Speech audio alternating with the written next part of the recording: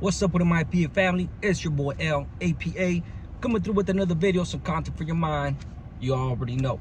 As always, we're here for the youngsters, reoffenders, telling them tales, giving them lessons to not get back into the system or go to the system to begin with, right? So as you can tell by the Goro Uña, that caption, that thumbnail, Mississippi, man. So what I want to do on this video before I start telling all the freaking power struggles and all that, and even those when I give them, man, I give details of what we were involved with, but not necessarily detailed with names and everything that I'm telling right now, man, that I'm saying, expressing. It's been over 10 years now, you know. So not that it matters to some people, because some people are never going to be satisfied, but I am very conscious of putting somebody in a jam or speaking on some shit that nobody else knows about. I will never speak on some shit that would give those who ain't supposed to know a heads up of how the game is ran, how it runs, who's running it and who's not. I'm just giving my experiences so my youngsters and even like I said, the reoffenders know or are reminded how rough it gets, so that they can enjoy their time out here with their family, whether they're active or not. Even if they're active, man, there's everybody that's active, meaning like they paroled in good graces. If they're out here doing the family thing, things like that, they're not active.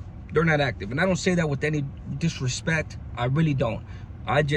What I consider active is somebody that's actively out there. They're not going to be on YouTube. They're not going to be on social media. They're going to be on the streets doing the thing, catching time. Something that I wish they would do, but it is what it is. Hats off, tip of the hat to those who paroled in good graces. I almost did, but unfortunately I got caught up in a fucked up situation, and I wasn't going to be stuck there for life. I live with my decision. I embrace my decision. Yeah, it devastated me because, you know, I had a career of almost 21 years, almost 19 years active, and it's not something that you let go easily. You know, it's not something that's easy to swallow that pill. You know, I went through a good 6 months of depression. I'm talking about like some G depression, you know, in the hole, like real depression in the hole by myself, kicking the wall sometimes, not literally, but in my head, like, fuck, man, why did this shit have to happen? You know, I wanted a proactive. It is what it is, man. No sob story, just the truth. But my point is that even those that parole the good standings, that are out here doing their thing with their family, even have YouTube channels, things like that, I know why you guys have to play by the rules. I get that. In case you ever go back, you guys aren't in trouble. As far as I'm concerned, you're in trouble if you're on YouTube, but you guys will realize when you get there. Just because you haven't got that call doesn't mean you're not in trouble. Trust me, they got nothing but time, and when your name comes up in there, then they'll have the time. Then you'll get that call. But I hope it never happens, man. You guys are doing the right thing by staying out here. The inactives, man, still not your business, right? You know, stay out here. It is what it is. I don't support active gang members like that. No disrespect to them, but I don't believe in that cause. That's not why I'm staying out here, because I went to the side. I'm staying out here because I changed as a man in there, and I was ready to stay clean. So anywho, I've been remiss. Let me get back to the story. I just definitely wanted to share a little food for thought on that matter. So Mississippi, man. Today I want to take the time to give you guys a little description. I had before, but my last channel got hacked. Mississippi, man. Mississippi is a whole new world, man. It's the South, you know, home of the civil rights, Jim Crow, all that. It's a different world down there. It's a complete different world. And those from California, man, it's almost like a culture shock when we go over there. And obviously we're locked up. It's not like we're roaming the streets, going to the shops, going to the venues or anything like that.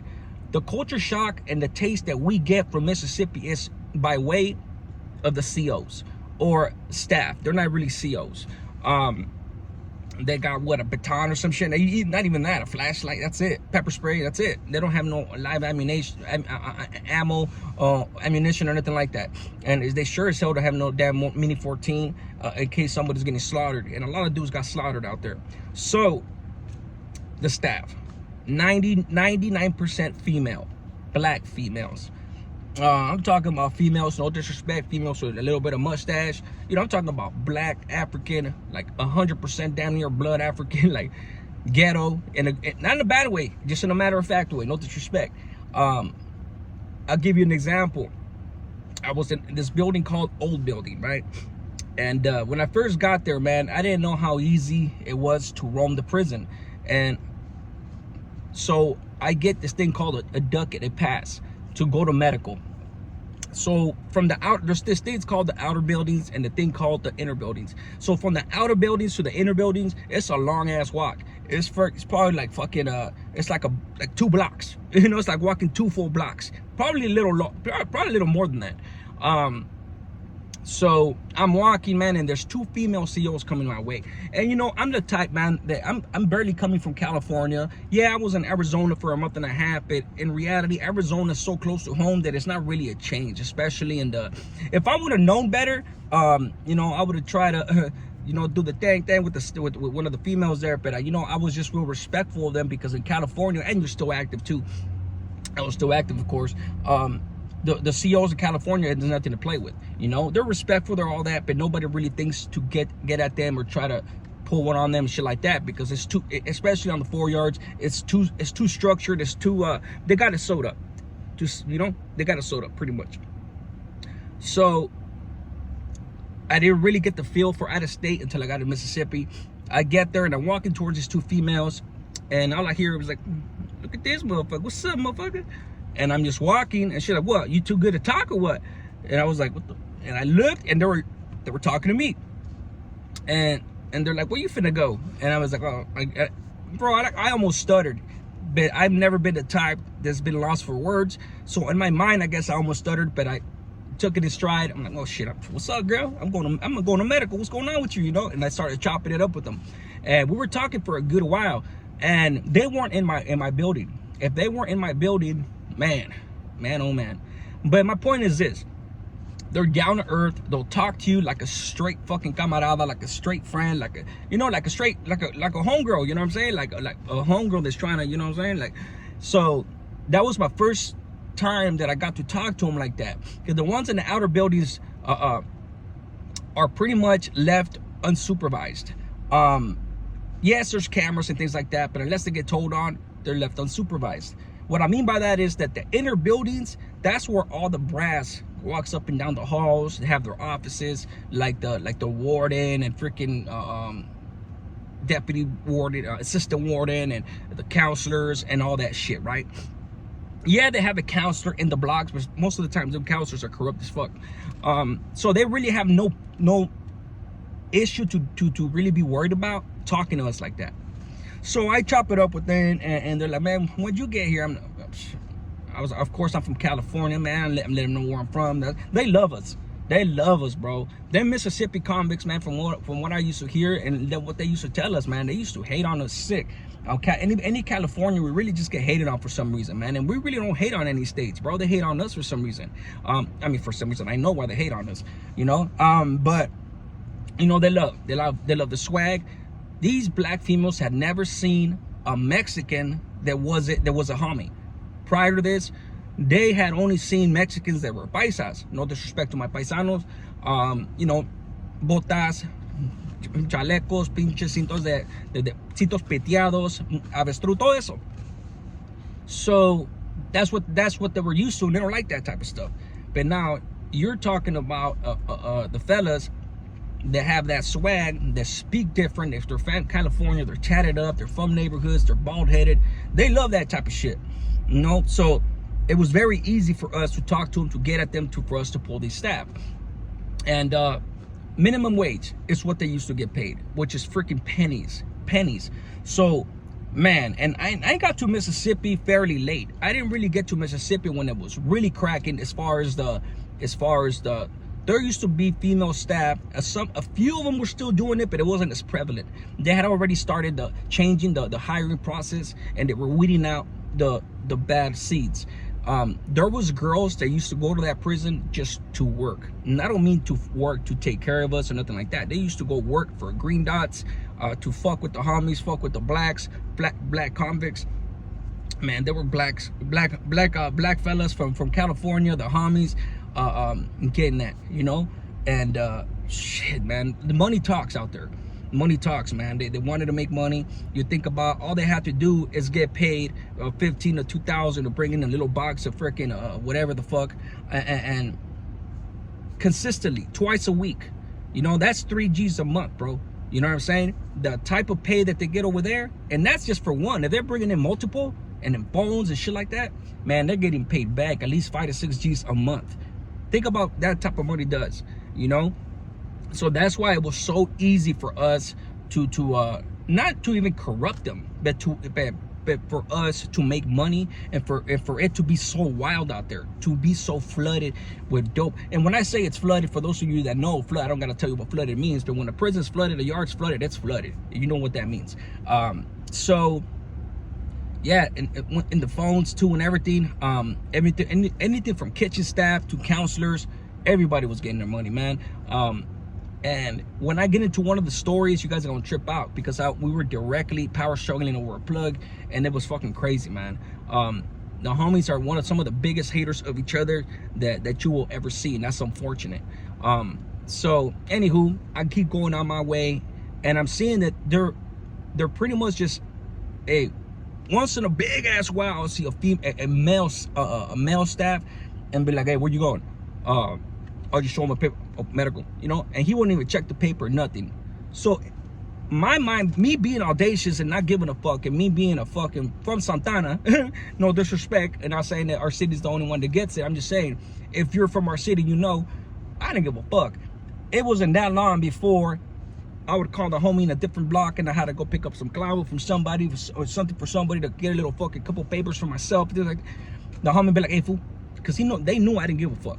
They'll come, and some of the homies that were hitting before we started hitting be like, hey fool, at this time it was a homie from Eastside Playboys. He's like, hey Loon, come here. Hey dog, I got a clavo coming to me. It's over there in the interview buildings. What's up? Go pick it up for me. You think you could go? I was like, yeah, I got you. The homies, bro, the homies were so scary, bro, that I was like, okay, don't trip, you know? I run to myself. A cell's capped, meaning you put a cap in the door so you could pop it open at any given time, meaning our cells never be locked. And they're supposed to be locked, but they weren't locked. And the reason we used to cap the cells is because in case anything jumped in the day room while we were inside with the blacks or anybody, we could leave the cell and go join and back up the camaradas. I'm telling you, man, Mississippi was a free-for-all. So for somebody like me, shit, it was, like I said, it wasn't too long before I ran wild in that place. So I used to go to the cell, boom, get my whatever old ass ducket that I had, go to the front, push the button, and all you have to say to the fucking speaker, most homies, if you don't have a ducket, they get scared. They're like, oh, we're not supposed to be here. Man, I used to go to the speaker. Yeah, what do you want? Got a medical ducket. Boom, they open the door. Go outside, boom, they open the door, and I'm gone. Boom, going inside, boom, outside to the outer buildings. Any freaking black guy that would come, even I ran into some of the fucking I even ran into the assistant warden one time. Where you going, young man? Oh, medical, got a ducket, and I handed it to him, knowing damn well it's an expired ducket. But if you act like you belong, ain't nobody gonna question you. It's very rare. So it's all on your character. Don't panic. Be audacious. And now you're good. Go ahead, keep going. Go straight there and back. Or like, yeah, yes sir. Boom. Go over there. The inner buildings, I go to different pods. Now the inner buildings, you got to be careful, because the bubble, the pod where the cops are at, it's dark. You can't really see in there, so you don't know who the fuck's in there. And if it's somebody that's been there for a long time and they recognize you, they're gonna know you're not in that fucking pod. So I used to just go in there fast, boom, boom, boom, to the door, boom, boom, leave a little something cracked at the door, boom, out, bam. I'm gonna tell you guys a story later on. I'm gonna probably say it next. And one of the times I almost got caught up, and it was a sick one, and it was, I should be doing life right now. Pretty much, I should be fucking doing life. But if the homie from Playboys ever fucking sees this, he's gonna know. If you do, bro, if you're still active, I don't give a fuck, man. Just fucking, if you're not, hit it in the comments, man. That was a stressful ass time. But anyways, so I used to go in the elder buildings all the way to the main kitchen, all the way back. For those of you guys that know where O building is and where the main kitchen is, you know that I was literally in the other side of the prison, where I wasn't supposed to be, roaming around like if I was on the streets. I didn't give a fuck. Most homies, like, if you get caught, it's like, what the fuck you gonna do to me? You don't do shit to me. What, write me up? I don't give a fuck, you know? So a lot of homies were just scared, you know? And then there were those that didn't give a fuck. Mostly the Logan boys that were there, they knew we didn't give a fuck. You know, me, my cry, me, my homeboy, my celly, we didn't give a fuck. We do shit like that. So anyway, anything from fierros to to things like that. Fierros was tricky because they had metal detectors, but you know, if there's a will, there's a way. And I used to work in the main kitchen, so. And that's how corrupt that was, bro. That's how it was, man. If you really didn't give a fuck, if you were with the business, man, it's like I guess the closest thing you could put it, it's like pretend you're on, man, I don't want to say 180. Let me say a 270. Pretend you're in one block, and you just fucking go up to the podium or the tower. Hey, medical. You really can't do that because for the most part, they call the tower. And the tower's the one that lets you out to go to medical. So you really can't finesse shit like that, you know? But imagine if you could. It's like going from 1 block to medical to 5 block to 3 block. Like if you're free to roam in California. Damn near impossible. But over there, it wasn't impossible. It was more than possible. And a lot of the homies wouldn't do it, and they were scared because they were used to California. Me, if you show me that something's possible, shit, I adapt to that situation. I don't hold myself back based on other experiences that I have. Now, I am cautious based on the experiences that I had, but I don't hold myself back because of those things. Mississippi, man, was one of these places where the rules only applied to those that didn't have money. To those who didn't know the rules, to those that were coming straight from somewhere to Mississippi, that had never been to any other prisons, didn't know what's up.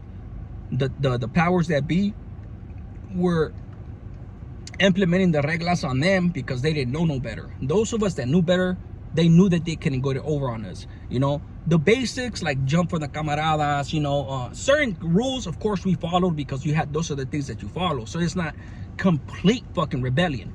But when you try to tell me this or that or do burpees, nah, homie, I ain't gonna do none of that shit, homie, unless I have that shit coming. But they used to get over on homies like that. My point with that is that it was just a wild situation depending on the block. And everybody and their mom was a primo, meaning they were plugged in with an organization member, and it was freaking just ridiculous to me. It was just simply just ridiculous to me. And those of us that knew what's up knew that 90% of these dudes, when they got back to California, and they were gonna either check in or get blasted off the yard. It's like being plugged in, being in Mississippi for somebody that didn't know what they were doing. It's like handing an AR-15 to somebody that's never shot a gun. Yeah, they may not know how to use the AR-15, but once they do, they're gonna get power hungry, they're gonna get trigger happy, and they're just gonna start blasting everybody. And that's just what it is, bro. You know, meaning in this case, they don't know the rules, they don't know what could come, the dangers of shooting yourself. You know, they don't know any of that. They don't know how dangerous it is to deal with something that new without having trained with it and having a freaking lesson with it first. And that's the analogy that I'm comparing, as far as if you're from California, you know the rules, you know the consequences, you know the lessons. So when you're handed power, an AR-15, you don't abuse the motherfucker. And a lot of these dudes did, and they got away with it. When they got away with it because they were so far away from home and they had the dope. It is what it is, man. That's where the power struggles ensued. That's where the fucking volatility ensued. And it all culminated with me blasting a dude from LA and coming back to the shoe. But it is what it is. That's a story for another time. You guys be good, man. I just wanted to give you a little taste before I go on and do the Mississippi series. For those of you guys that are interested, thank you guys for listening, man. You guys be good. APA, remember, man, none of this is glorified. One life saved is one life blessed. A smart man learns from his mistakes, but a wise man learns from other people's mistakes. You guys be good. I'm out.